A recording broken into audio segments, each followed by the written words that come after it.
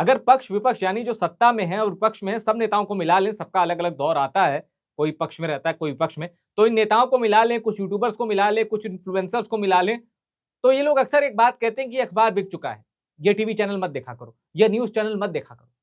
Emergency के 50 साल पूरे होने पर आज मैं आपको बताता हूं कि जब इंदिरा गांधी, संजय गांधी ने इस देश में इमरजेंसी लगाई, तो कौन से वो अखबार थे, कौन सी वो पत्र पत्रिकाएं थी जिनको आप आज भी जानते हैं और जो इमरजेंसी के सामने टिकी रही, इंदिरा गांधी के सामने डटकर मुकाबला किया। और वो पत्रकार कौन थे, वो न्यूज पेपर कौन थे, वो कौन कौन से प्रकाशन थे जिन्होंने इंदिरा गांधी और संजय गांधी के सामने सरेंडर कर दिया, इनफैक्ट इमरजेंसी जैसे काले काले अतीत का समर्थन करने लगे।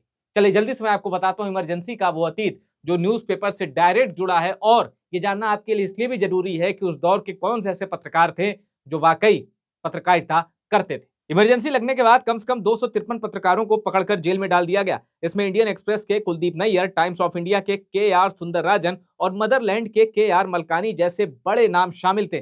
कुछ जुझारू और स्वतंत्रता प्रेमी पत्रकारों ने सरकार के इस दमन का मुकाबला करने की कोशिश की, लेकिन उनके मालिकान सरकार के आगे झुक गए। उन्हें यह डर सताने लगा कि सरकार उनके प्रेस को भी बंद कर सकती है या उनकी संपत्ति को जब्त कर सकती है। वो सरकार से डरते भी थे और सरकार से संबंध खराब नहीं करना चाहते थे। जानते हैं, सरकार ने DAVP यानी दृश्य श्रव्य प्रचार निदेशालय को यह ऑर्डर दे दिया कि वो सरकार के समर्थक अखबारों को तो विज्ञापन दें, लेकिन जो अखबार या मीडिया हाउस सरकार की आलोचना करते हैं उनको विज्ञापन देना बंद कर दे।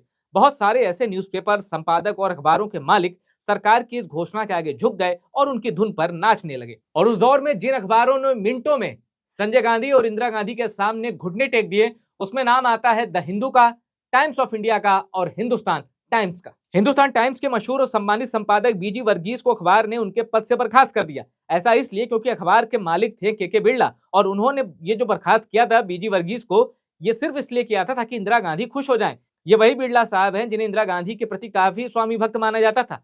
इलाहाबाद हाईकोर्ट ने जब इंदिरा गांधी के खिलाफ एक फैसला दिया था, तो उसके बाद के बिरला 500 उद्योगपतियों के प्रतिनिधि मंडल के साथ श्रीमती इंदिरा गांधी से यह निवेदन करने गए थे कि वो पद से इस्तीफा ना दें। और जिन अखबारों ने इमरजेंसी का डटकर विरोध किया, इंदिरा गांधी और संजय गांधी की नीतियों का खुलकर विरोध करने का साहस किया, उसमें नाम आता है इंडियन एक्सप्रेस का और द स्टेट्समैन का। दोनों ही अखबारों ने सरकार की धमकी और दबाव के सामने झुकने से साफ साफ इनकार कर दिया, और जब उनकी बिजली काट दी गई तो ये अखबार अदालत चले गए, तब कहीं जाकर उनकी बिजली बहाल की गई। जब उनकी खबरें सेंसर की जाती तो वो सरकारी प्रोपेगेंडा को छापने की बजाय अखबार के पन्ने ही खाली छोड़ देते। इन अखबारों ने बड़ी होशियारी दिखाई, विदेशी अखबारों में हिंदुस्तान के बारे में छपी खबरों को अपने अखबारों में छाप दिया। ऐसी खबरों की हेडलाइंस होती थी न्यूज डाइजेस्ट, या फिर विदेशी अखबारों में हमारे बारे में क्या छपा है, ऐसी ऐसी हेडलाइन वो देते थे और इस तरह अखबार चलता रहता था। ये जानकर आप चौंक जाएंगे कि सरकार ने उस दौर में कम प्रसार वाली वैचारिक पत्रिकाओं को भी नहीं बख्शा। दिल्ली से छपने वाली 2 प्रतिष्ठित पत्रिकाएं मेन स्ट्रीम और सेमिनार सरकार के सामने झुकने की बजाय बंद हो गई।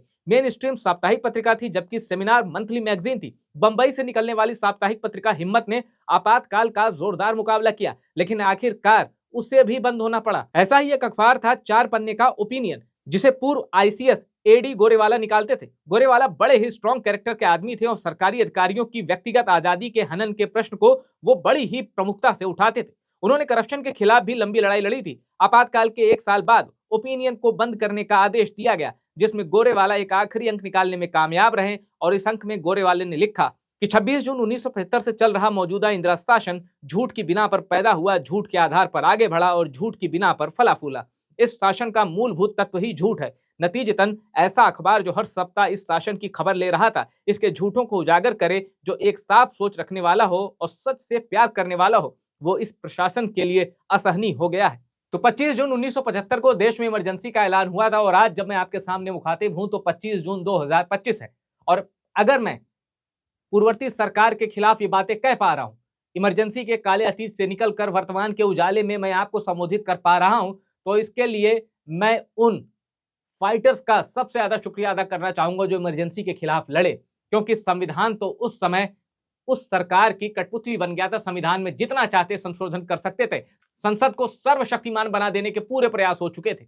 इसलिए संविधान से ज्यादा मैं एहसानमंद हूं उन ताकतों का जिन्होंने इमरजेंसी लगाने वाली ताकतों के खिलाफ लड़ाई की, और आज देश में ऐसा माहौल है कि आप अपनी बात कह सकते हैं। और ऐसे में यूट्यूब, सोशल मीडिया की कुछ साइट जनसंपर्क का, जनसंचार का सबसे सशक्त माध्यम है जो सरकार के खिलाफ आवाज उठाने के लिए और सरकार की नीतियों के खिलाफ, सरकार के विरोध के लिए विरोध अलग चीज होती है, उसमें हम नहीं पढ़ते। वो नीतियां जिनसे जनता का हित प्रभावित होता है, उनके खिलाफ आवाज उठाने के लिए कुछ संचार माध्यम बड़े ही शक्तिशाली हैं, जिसमें एक यूट्यूब है। तो ऐसे में जब 50 साल इमरजेंसी के पूरे हो चुके हैं, तो उस दौर में जिन संपादकों ने, जिन पत्रकारों ने और यहां तक कि उन हॉकर्स ने जो अखबार पाठक तक पहुंचाने के लिए जिन्होंने बड़ी ही मेहनत की है, उन सभी को सलाम है, क्योंकि आपकी मेहनत की बदौलत हमें यह बोध हुआ कि पत्रकारिता होती क्या है और जब उसका दमन होता है तो कैसे टिके रहा जा सकता है। टॉप सीक्रेट की इस रिपोर्ट को शेयर कर लीजिएगा और इस चैनल को सब्सक्राइब जरूर करिएगा।